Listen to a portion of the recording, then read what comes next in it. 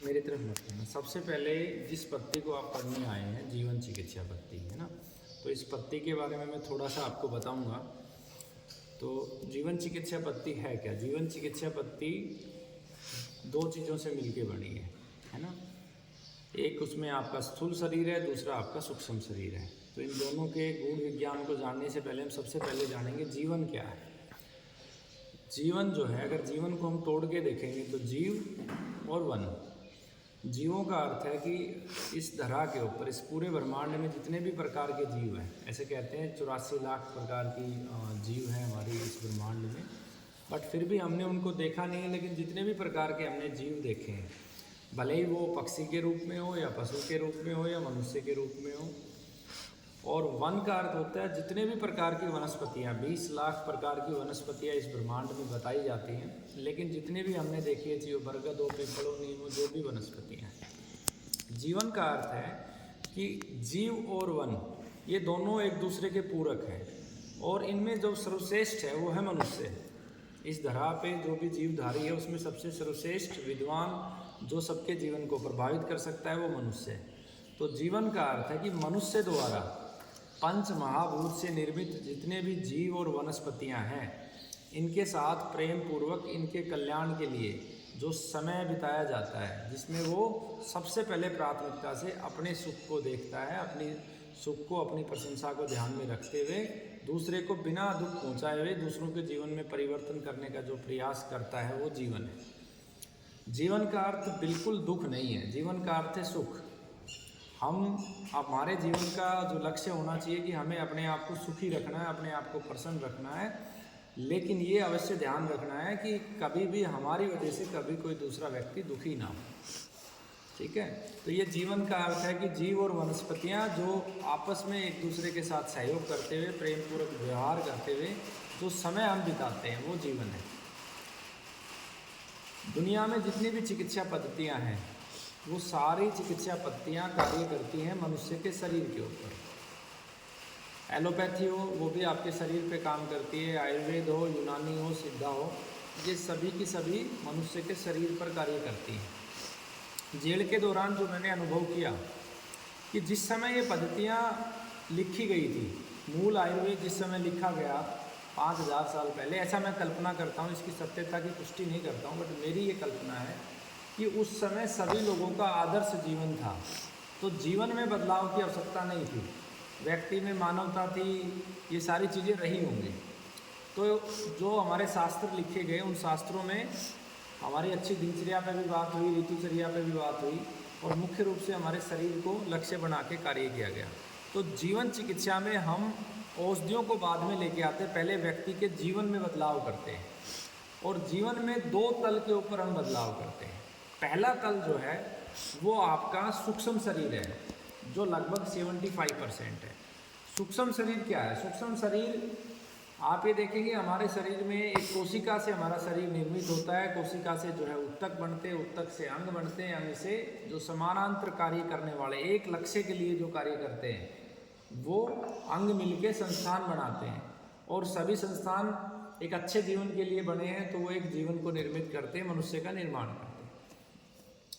तो ये जो शरीर है इसके सारे ऑर्गन एज इट इज रहते हैं, लेकिन जब प्राण चला जाता है तो जो चला जाता है, शरीर शेष रहता है, जो चला गया वो चेतना है, उसे ही हम सूक्ष्म शरीर मानते हैं इस चिकित्सा पद्धति में। इसके और विस्तृत परिभाषाएं हो सकती हैं, लेकिन मोटा मोटा हम सूक्ष्म शरीर उस शक्ति को मानते हैं जो आपके प्राण निकलने के बाद चली जाती है। ठीक है, तो हम 75% कार्य करते हैं सूक्ष्म शरीर पे, और 25% कार्य करते हैं स्थूल शरीर से। स्थूल शरीर पे कार्य करती है पंच महाभूत। हमारी प्रकृति में जो भी औषधियाँ हैं वो पंच महाभूत से निर्मित है, भले ही वो पंचगव्य हो, भले ही वो औषधियाँ हो, या फिर धरती माँ के नीचे के जो द्रव्य हैं, खनिज पदार्थ हैं, मेटल्स हों, सभी पंच महाभूत का उनके अंदर अंश है। तो जो 25% हिस्सा है वो स्थूल शरीर पे इन पंच महाभूत से तैयार औषधियों पे कार्य करते हैं, और जो 75% हिस्सा है, 75% जो हिस्सा है वो हिस्सा हमारा चेतना का है, हमारी आत्मा का, हमें अपने मूल की तरफ लौटना है। ठीक है, तो उस पर हम कैसे कार्य करते हैं? पहले तल के ऊपर उसमें सबसे बड़ा जो साधक होता है ध्यान, व्यक्ति जब ध्यान करता है, अंतर्मुखी होता है, अपने अंदर की तरफ जाता है, हम सबको अपने अंदर की तरफ जाना है, अपने मूल को समझना है। परमात्मा एक है और हम सब उसकी संतान है। जितनी भी आत्माएं हैं, जितनी भी चेतनाएं, उनका एक लक्ष्य होता है, एक ध्येय होता है।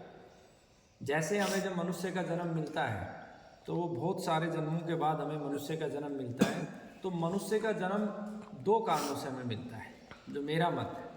पहला कारण कि हमारे जीवन की जितनी भी इच्छाएं अतृप्त रह जाती हैं, अधूरी रह जाती हैं, उन इच्छाओं को पूरा करने के लिए बार बार हमें मनुष्य का जन्म मिलता है। ठीक है, तो जो अधूरी इच्छाएं उनको पूरा करने के लिए एक, दूसरा परमार्थ का कार्य करते हुए जो प्रत्येक मनुष्य का एक लक्ष्य होता है, मोक्ष को प्राप्त हो जाए। मोक्ष क्या है? मोक्ष का अर्थ है कि आपका जो बार बार आपकी जो आत्मा किसी शरीर को धारण कर रही है, उस चक्र से आपकी मुक्ति मिल जाना मोक्ष है। और उसके लिए जो सबसे बड़ा साधक बनता है, वो बनता है कि आप जो जब इच्छाओं से मुक्त हो जाते हो, आपकी समस्त इच्छाएं जब आपकी पूरी हो जाएं, या आपके जो चेतना है वो चेतना इतनी जागृत हो जाए, उसे ये बात समझ में आ जाए कि ये सब व्यर्थ है, वो मध्य में स्थित हो जाए, तो आपको मोक्ष मिल जाता है। अब इसके लिए, मोक्ष के लिए भी दो मार्ग बताए गए हैं। एक मार्ग बताया जाता है कर्म, खुद को सुखी करो और दूसरों को सुखी करने का प्रयास करते रहो। अपना जीवन इस कार्य में लगा दो, बिना द्वेष ईर्ष्या कि आप इसमें कार्य में लगा दो। दूसरा जो मार्ग होता है, ईश्वर की भक्ति, ध्यान कह सकते हैं, साधना कह सकते हैं, उस मार्ग में भी जो मोक्ष की प्राप्ति, जो मुझे भी समझ में आता है, उस मार्ग में भी जो मोक्ष मिलता है, जितने भी लोगों ने ध्यान लगाया है, उन्होंने ध्यान लगा के इस दुनिया को कुछ ना कुछ कल्याण के लिए दिया है। तो मूल रूप से जब आप कल्याण करोगे, किसी के कल्याण के लिए कार्य करोगे, सबसे पहले अपने कल्याण के लिए, फिर बाकी लोगों के लिए, तो आपको मोक्ष निश्चित रूप से मिलेगा। जैसे महर्षि चरक है, ध्यान समाधि के माध्यम से, अभ्यास के माध्यम से दुनिया को उन्होंने चरक संहिता दी। महर्षि वाग्भट है, उन्होंने दुनिया को वाग्भट संहिता दी। महर्षि भारद्वाज है, उन्होंने भारद्वाज संहिता दी, विमान शास्त्र दिया। राजीव दीक्षित जी हैं, उन्होंने अपने ज्ञान से जो आयुर्वेद शून्य की तरफ चला गया था, उसको शिखर पे लेके आए। आप सब लोगों को जागृत किया उन्होंने, है ना, लोगों को प्रकृति से जोड़ा, सत्य की तरफ उन्होंने बढ़ाया। ऐसे ऋषि दयानंद सरस्वती जी हो गए। तो सभी ने ध्यान के माध्यम से, अपने पुरुषार्थ के माध्यम से समाज के कल्याण के लिए, जीव जगत के कल्याण के लिए कार्य किया है, तो मोक्ष को उपलब्ध होते हैं। तो जो हमारा 75% हिस्सा है, वो सीधा सीधा हमारी चेतना से जुड़ा हुआ, ध्यान के माध्यम से, कर्म के माध्यम से। देखो, ध्यान को दो प्रकार से मैं समझता हूँ। एक ध्यान होता है कि आप बिल्कुल मौन होकर, शांत होकर एक जगह बैठ के अपने अंदर केंद्रित होकर, वो भी ध्यान है। और दूसरा ध्यान आपने अपने जीवन में धारण कर लिया कि मुझे इस संसार में कैंसर सबको दुख दे रहा है, मुझे इस दुख को दूर करना है, और दिन रात आप उसको लक्ष्य को फोकस करके कार्य कर रहे हो, ये भी ध्यान है। और मैं पहले वाले ध्यान से ज़्यादा प्रभावकारी इसे ध्यान मानता हूँ। जैसे आपने जीवन में एक लक्ष्य धारण कर लिया कि मुझे अनाथ बच्चों को पढ़ाना है, ये सबसे बड़ा ध्यान है। ध्यान का अर्थ ये नहीं है कि आप एकाग्र होकर बैठ जाओ। ध्यान का अर्थ है कि अपने लक्ष्य पर केंद्रित होकर उसे हासिल कर लो, वो लक्ष्य कोई भी हो। जैसे किसी ने ये लक्ष्य ले लिया कि मुझे पूरी दुनिया को केमिकल मुक्त करना है, खेती को केमिकल मुक्त करना है, वो दिन रात इस विषय पे लगा हुआ है, इस पे अध्ययन कर रहा है, चिंतन कर रहा है, लोगों को जागरूक कर रहा है, शोध कर रहा है, ये सब भी ध्यान है। ध्यान केवल एक जगह पे बैठना नहीं है। इसके विषय में मुझे लगता है बहुत सारी भ्रांतियाँ हैं। हमारे जितने भी ऋषि मुनि हुए हैं, आप जिनको भी उठाओगे, जिस भी महापुरुष को उठाओगे, आप देखो उन्होंने क्या किया।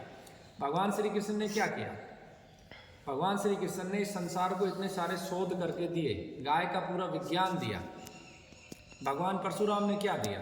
भगवान परशुराम ने न्याय करने का तरीका दिया कि जब आपको न्याय करना हो, अन्याय को मिटाना हो, तो आपको आगे बढ़ना पड़ेगा, आपको निर्णय लेने पड़ेंगे।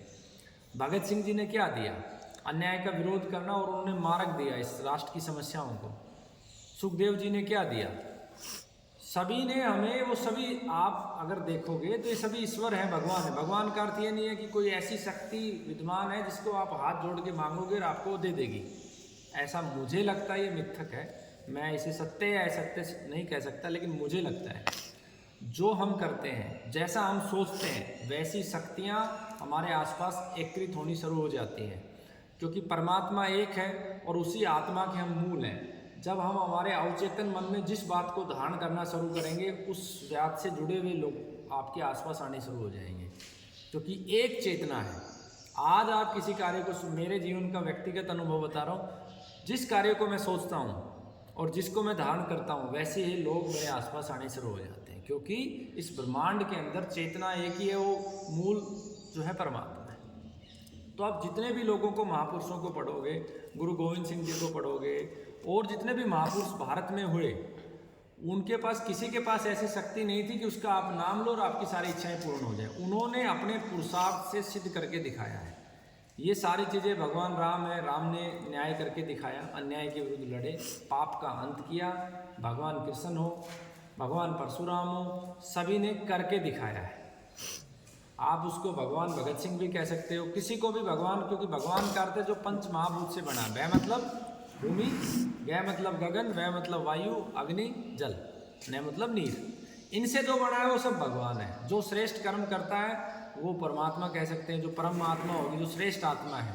तो भगवान तो आप सब भी हैं, मेरा अपना मत है। बस आपको उसे, इस समाज को दे के जाना है, सिद्ध करके जाना है।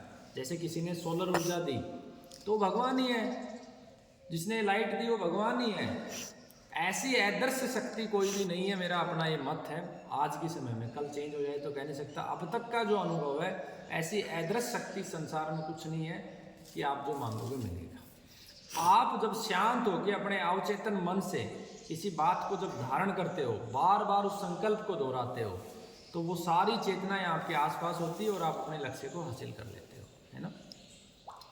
तो ये अवचेतन मन, और इसको अलग अलग तल पे हम देखते हैं। जैसे हमारे शरीर के अंदर बुद्धि है, बुद्धि को ऑर्गन है लेकिन उसे छुआ नहीं जा सकता, महसूस नहीं किया जा सकता। इसी तरीके से मन है, आपके मन में ये विचार आए तभी आप इतनी दूर यहाँ आए, है ना। उसके बाद हमारे मन के बाद हमारी आत्मा है, हमारी चेतना है। हम जब भी जीवन का कोई निर्णय लें तो हम अगर अपनी चेतना तक पहुँच गए तो हमारा निर्णय कभी गलत नहीं होगा। बुद्धि निर्णय गलत दिला सकती है, मन आपको गलत निर्णय दिला सकते हैं। जिस दिन आप अपनी चेतना से निर्णय लेना शुरू कर दोगे तो आप सही निर्णय लोगे। तो हमारे सूक्ष्म शरीर को भी श्रेष्ठ बनाने के लिए हमें चेतना की तरफ लौटना होता है। अपनी चेतना को, अपनी आत्मा को शक्तिशाली बनाना होता है।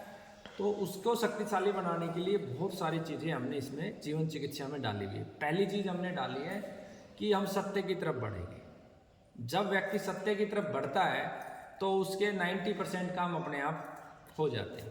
दूसरा, हम चरित्रवान बनेंगे। और चरित्रवान का अर्थ ये नहीं है, बार बार मैं कहता हूँ, समाज में जो एक परिभाषा लिखी गई कि चरित्रवान का अर्थ है कि भाई किसी का किसी महिला के साथ संबंध ना हो, लड़का लड़की का संबंध ना हो। ये चरित्र का इससे कोई संबंध नहीं है। तब व्यक्ति को चरित्रहीन हम कह सकते हैं कि एक विवाहित पुरुष है और उसका किसी और स्त्री से संबंध और उसकी पत्नी को उसने नहीं बताया है, तो हम उसे कह सकते हैं कि चरित्रहीन। क्यों? क्योंकि वो अपनी चित्त की बात छुपा रहा है। चरित्रवान का अर्थ है कि जो आपके चित्त के अंदर है वही आपकी वाणी पे हो, जो अंदर चल रहा है वही आपकी वाणी पे हो। कुछ अपवाद हो सकते हैं कि हम जब किसी के कल्याण के लिए कार्य करें, जब किसी के कल्याण के लिए कार्य करें तो हमें झूठ और सच को नहीं देखना होता। जैसे मेरे पास एक रोगी आया, मुझे पता है ये ठीक नहीं होना, मेरे अंदर ये बात चल पड़ी है उसकी स्थिति को देख के कि ये ठीक नहीं होना है। अब मैं उसे ये जब कहता हूँ कि तू 100% ठीक हो जाएगा, तो ये मेरी चरित्रहीनता नहीं है, मेरा कर्म मुझे इस बात को कहने के लिए बाध्य कर रहा है और इसमें मेरा स्वार्थ कुछ नहीं है। अगर इस बात को मैं इस उद्देश्य से कहता हूँ कि मैं इसको कॉन्फिडेंस में लेके इसको ज़्यादा दिन तक दवाई खिलाऊंगा, मैं ज़्यादा पैसे कमाऊंगा और ज़्यादा रोगियों को खींच के लेके आऊँगा, ऐसा झूठ बोल बोल के, तो ये चरित्रहीनता है। लेकिन मैं इस उद्देश्य से कहता हूँ कि अगर आज मैंने इसको ये बोल दिया कि तू खत्म हो जाएगा, तो इसका जीवन इमीडिएट खत्म हो गया है। और आज अगर मैं इसको ये कह के चलता हूँ कि तू 100% ठीक हो जाएगा, तो जब तक इसकी सांसें लिखी हैं तब तक तो कम से कम ये जीवित रहे। ठीक है, भय ही मृत्यु है, भय मुक्त जो समय हम बिताते हैं वो जीवन है। तो सबसे पहले चरित्र हो गए, सत्य के मार्ग पे आ गए। तीसरा, हमारी चेतना को प्राप्त करने के लिए प्रेम। इस संसार में प्रेम से बड़ी कोई शक्ति नहीं है। हमें किसी से भी ईर्ष्या नहीं रखनी चाहिए, भले ही किसी ने कितना भी बुरा किया हो, ईर्ष्या नहीं करनी है। जितना हो सके, जितना हम प्रेम करेंगे उतना हम शक्तिशाली होते जाएंगे और आगे बढ़ते जाएंगे। प्रेम के विषय में भी बड़ी बहुत सीमित सी परिभाषा समाज ने बना ली है। प्रेम का अर्थ हम ये लेते हैं कि भाई एक लड़का एक लड़की, इसमें फिल्म इंडस्ट्री का बहुत बड़ा योगदान है। प्रेम में ऐसा नहीं है। प्रेम तो शाश्वत है। प्रेम का अर्थ है कि एक भाव, एक भावना जो आपके शरीर में उत्पन्न होगी, जो दूसरे के साथ आपको जोड़ रही है। वो भाव आपको एक कर रहा है, तो वो भावना ही प्रेम है। वो भाव आपका यहाँ पे जो सेरा करके कुत्ता है उसके प्रति भी उत्पन्न हो जाएगा, पेड़ों के प्रति भी उत्पन्न हो जाएगा। एक प्रतिमा हमने लगा ली, इस प्रतिमा के प्रति भी आपका भाव उत्पन्न हो जाएगा। भावनाएं कहीं भी उत्पन्न हो सकती है। तो प्रेम हमें करते हुए चलना है। अब प्रेम का बड़ा ऐसा गलत अर्थ समाज में निकाल दिया। मान लो यहाँ पे पूजा बैठी है, मैं इनको बोल दूंगा कि मैं आपसे प्रेम करता हूँ, तो इसका इतना बड़ा बवंडर बन जाएगा। समेश जी को मैं बोल दूंगा, आप लोग अपोजिट में हम जब बोलते हैं प्रेम के लिए तो विवाद बन जाता है। मैं अगर ये बोलता हूँ कि सतीश जी से मुझे प्रेम है, मुझे इनसे प्रेम है, तो कोई बात नहीं है, है ना। तो प्रेम का अर्थ बहुत विस्तृत है और इंसान को प्रेम करना चाहिए। अगर इंसान को अपने चरम की तरफ बढ़ना है, अपनी मूल आत्मा की तरफ बढ़ना है, तो प्रेम उसमें सबसे बड़ा साधन है और ईर्ष्या सबसे बड़ी बाधक है। ठीक है, तो प्रेम की तरफ हमें आगे बढ़ना है। ईर्ष्या बिल्कुल नहीं करनी है, द्वेष नहीं रखना। ईर्ष्या है इतना खतरनाक है कि 400 किलोमीटर दूर बैठा है आपका शत्रु, अगर आप उससे ईर्ष्या करने लगे तो आप स्वयं को नष्ट करोगे। 400 किलोमीटर दूर होने के बाद भी आपको शत्रु को समाप्त करना है तो ईर्ष्या करके समाप्त नहीं कर सकते हो। अपनी शक्तियों को बढ़ा के आप समाप्त कर सकते हो, अपनी रणनीति को मजबूत बना के आप शत्रु को समाप्त कर सकते हो, ईर्ष्या से नहीं। तो ईर्ष्या को अपने को समाप्त करना है। अपने शरीर में ईर्ष्या हो ही नहीं, जो बात है वो रखो। ईर्ष्या का सबसे बड़ा, जब चरित्रवान होगे तो ईर्ष्या पैदा ही नहीं होगी, आप सीधा कहोगे ईर्ष्या समाप्त। उसके बाद सूक्ष्म शरीर को हासिल करने के लिए उससे अगला पड़ाव क्या है? परमार्थ। आपके अंदर जब सेवा का भाव जो है जागृत हो जाएगा तो निश्चित रूप से आप अपनी चेतना को जागृत करोगे। आप किसी की कितनी हेल्प कर सकते हो इस पे निर्भर करता है। जैसे एक छोटा सा मैं उदाहरण देता हूँ। मेरी माता जी हैं और उनकी जो है आयु लगभग 60 प्लस है, काफ़ी पेन भी रहता है जो में। अभी मैं थोड़ी देर पहले गया तो मैंने कहा वो नहीं आई है भोजन, बिल्कुल कोई बात नहीं मैं बना दूँगी, वो आए ना आए। मतलब आपके अंदर सेवा का भाव होना चाहिए। मैंने बचपन से मेरी नानी से, मेरी माँ से, मेरे दादा से, ये बचपन से मैंने सीखा है। मतलब आप कल्पना करो, मेरी जब नाना जी थे वो एक्सपायर हो गए थे जब 4 साल की मेरी माता जी एग्जैक्ट इतनी उम्र थी। 4 बच्चे थे, कोई आय का साधन नहीं।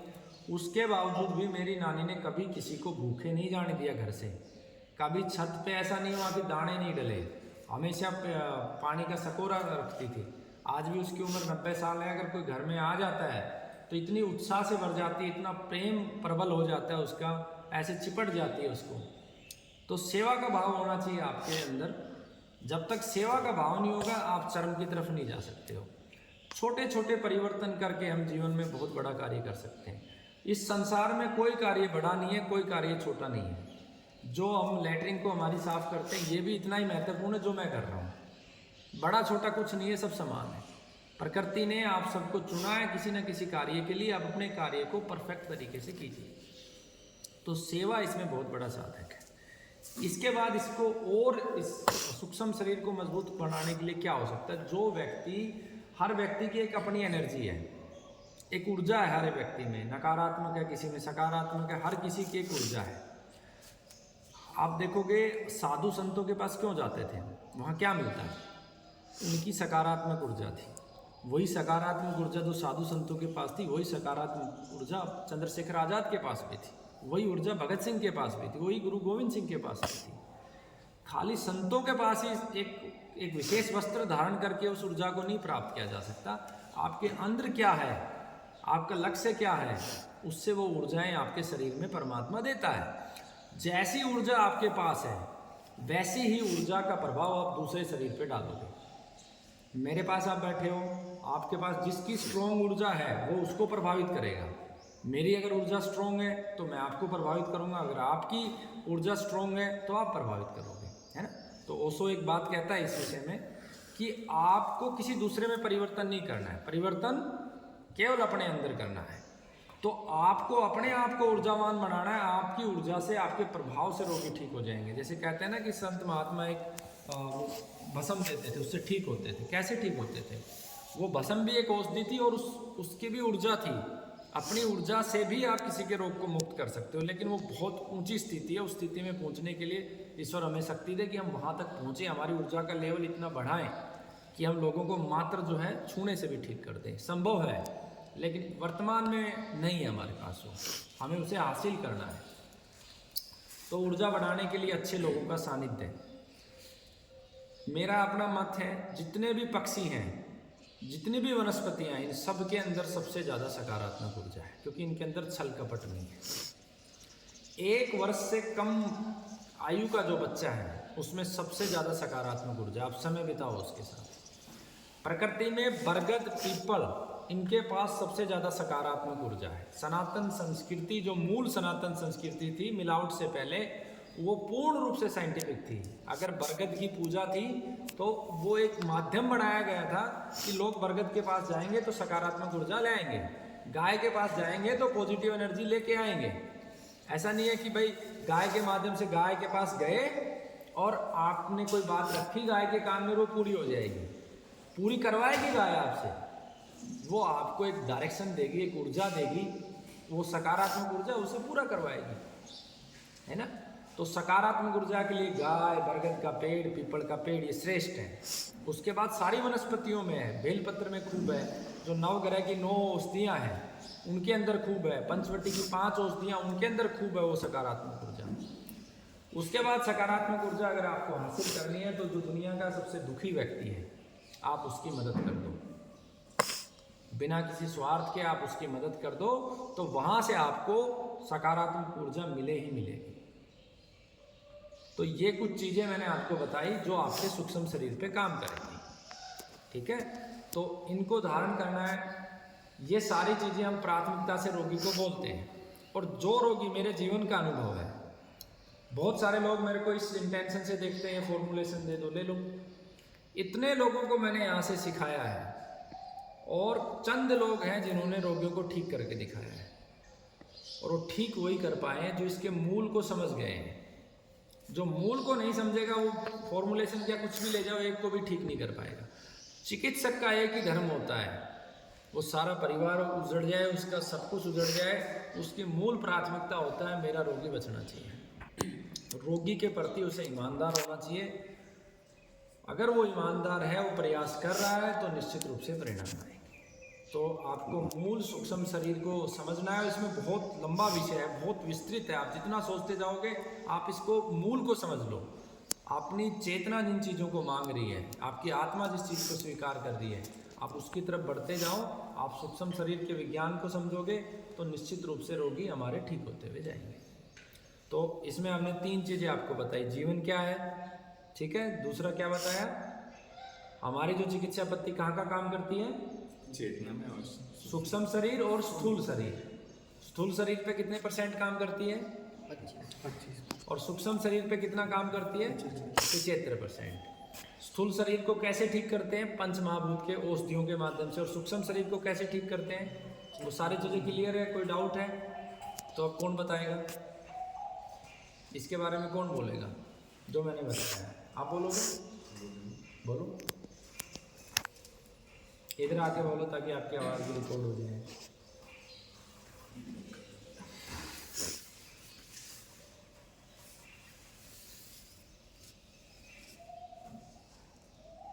जो आपने बोला वही आप उसमें ऐड ऑन कर सकते हो।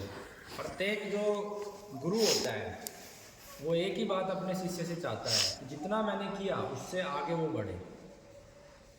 जो मैं कर पाया अपने जीवन में वो ठीक है, और मैं आप में अपने आप को देख रहा हूँ, एक सपन को देख रहा हूँ। जो सपन मैंने देखा मैं नहीं पूरा कर पाया, तो जैसे राजीव दीक्षित जी थे हमारे गुरु, मैं माना मैंने कभी मिला नहीं मैं उनसे, मैं उनको अपने गुरु मानता हूँ। ओशो जी से मैं कभी नहीं मिला, उनको भी अपना गुरु मानता हूँ। लेकिन मैंने उनके सपन को अपना सपन बनाया कि आप नहीं कर पाए, परमात्मा ने आपको नहीं समय दिया, अब हम करेंगे। हो सकता है मेरा भी समय सीमित हो, तो मैं नहीं कर पाऊँ तो वो आपको करना है। इधर आकर बोल लो, जल्दी बोलो, है ना।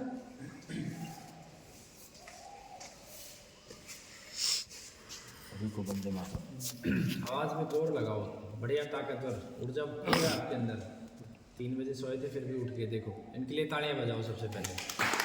3 बजे सोए थे फिर भी क्लास में मतलब टाइम पे आ गए, ठीक है। बताएं। मेरा नाम सतीश शुक्ला है, मैं बहराइच से हूँ। राजकीय सेवा से जुड़ा हूँ। विषय पे आओ, फास्ट आओ। नहीं तो सारा काम पिट जाएगा। आपके साथ गुरु जी के साथ जुड़ने का मेरा आशय केवल ये था कि अपना स्वास्थ्य सही करें और अपने साथ अपने परिवार का और उसके बाद समाज का। इसके लिए इसके पहले से भी तमाम चीज़ें सीखने का प्रयास करते रहे और इसमें अपने आध्यात्मिक गुरु से भी जुड़े। उद्देश्य केवल था कि सीखें और कैसे स्वस्थ हो जाए और जो जैसा आचार्य जी ने बताया कि मोक्ष की प्राप्ति हो जाए। तो मेरे गुरु जी ने जो अनुभव कराया मुझे और जो बताया कि सीखने की ललक जो शिक्षार्थी हैं वो 4 तरह के होते हैं: आर्त, मुमुक्ष, ज्ञानी और जिज्ञासु। तो शुरुआत यहीं से होती है कि हम किसी चीज़ को सीखने के लिए जा रहे हैं तो किस भाव से जा रहे हैं। तो पहला है आर्त। आर्त का मतलब है कि बड़े मनुहार के साथ कि हे प्रभु मैं बहुत दुखी हूँ, मुझे किसी तरह से अपने शरण में ले लीजिए। एक है जिज्ञासु, जो जिज्ञासावश हर चीज़ को जानने की ललक है, वो भी मोक्ष को प्राप्त करते हैं। और एक है ज्ञानी, जो सारा कुछ पढ़ लिख गए, पढ़ने लिखने के बाद उनको ज्ञान हुआ कि अब हमें किस विधा से और कैसे चलना है, वो भी मोक्ष को प्राप्त। अब विषय यह है कि शरीर को स्वस्थ करने के लिए जैसा आचार्य जी ने बताया कि 2 माध्यम पर काम करना है। 75% तो आध्यात्मिक उन्नति के साथ उसके आत्मा को के द्वारा और 25% उसके शरीर को स्वस्थ करके। तो इसकी विधियां जो है कि कैसे हम उस चीज़ को जागृत कर सकते हैं और कैसे हम उस पर काम कर सकते हैं, इसकी विधि जो सरल और सूक्ष्म विधि जो ऋषि मुनियों के द्वारा अवगत कराई गई है और जैसा कि आचार्य जी का भी मंतव्य है और आप बताते भी हैं, तो किसी अच्छे गुरु के सानिध्य में पहुंच करके या जो लोग अच्छे गुरु के सानिध्य में नहीं भी पहुंच पा रहे हैं, वो स्वयं से भी इसकी जो विधि है वो आचार्य जी दिशा से हम हट जाएंगे तो तुरंत याद दिला दीजिएगा। क्योंकि मैं माफ़ी चाहता हूँ, आपको 2 प्रश्न दिए थे। पहला जो रिवीजन करवाने के लिए जीवन क्या है जी उसको बताना है और जीवन चिकित्सा पद्धति कैसे कार्य करनी, इन 2 विषय पे आप अपनी बात रखें। जी, मुझे भी लग रहा था कि मैं दिशा कोई बात नहीं, होता है जीवन में, ये सब चलता है, हम भी भटकते हैं। अब आप बताएं जीवन क्या है। जीवन शब्द जैसा कि शब्द से है कि जीव और वन, ये 2 से मिल करके जीवन बना हुआ है। तो इन्हीं 2 पर जैसा कि आचार्य जी बताए भी हैं कि वनस्पतियों, जैसे दूसरा शब्द है वन और पहला है जीव। तो जीव को जानने के लिए हम अपने आप से ही जान ही रहे हैं कि हम कैसे हैं, और जीव जो अन्य जीव समाज के अंदर हैं, वो जीव वृक्ष में भी जीव है और मनुष्य में भी जीव है और अन्य प्राणियों में भी जीव है। तो हम उन पर विचार करते हुए, अपने जैसा संभाव मानते हुए उनसे व्यवहार करें और इसी प्रकार से जो वन है, वनस्पतियों से प्यार करें और वनस्पतियों के बारे में सीखें, तो ही जीवन हमारा दुरुस्त हो जाएगा। यही दोनों के मेल से जीवन की संभावना है। और दूसरा आचार्य जी क्या प्रश्न है? कैसे कार्य करती है जीवन चिकित्सा? तो जीवन चिकित्सा जो कार्य करने का विधा है, इसकी यही है कि वनस्पतियों को संरक्षित किया जाए और वनस्पतियों के बारे में जानकारी ली जाए कि कौन सी वनस्पतियों में क्या गुणधर्म है और कैसे वो कार्य करेगी, और उसको संरक्षित करने के लिए उसके वृक्ष लगाए जाएं। और यहाँ तक कि सूक्ष्म स्तर पर कि अगर हम उन वनस्पतियों को अपने उपयोग के लिए लेने जा रहे हैं तो पहले उनका प्रणाम करें। प्रणाम करने के बाद इस भाव के साथ कि हे वनस्पति देव, आपको हम अपने किसी मरीज के लिए या अपने रिश्तेदार के लिए आपके छाल, आपकी पुष्प या आपके पंचांग को हम धारण करने जा रहे हैं, तो आप उसके अंदर उपलब्ध जो अधिकतम ऊर्जा है उसको प्रदान करें और इसका उपयोग करें। इस विधा पर जीवन चिकित्सा पद्धति काम करती है। बहुत बढ़िया। चलो 1 मिनट में कौन बताएगा जीवन क्या है और जीवन चिकित्सा पद्धति कैसे कार्य करती है? या तो आप खुद बताओगे या बताओ, इधर आके बता दो।